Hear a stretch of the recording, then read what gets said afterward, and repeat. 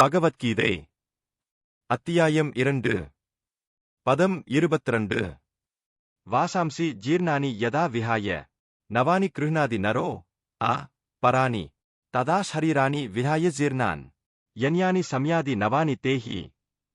ஒரு பழைய ஆடைகளை புறக்கணித்து புதிய ஆடைகளை ஒருவன் அணிவதைப் போன்றே பழைய உபயோகமற்ற உடல்களை நீக்கி புதிய உடல்களை ஆத்மா ஏற்கிறது.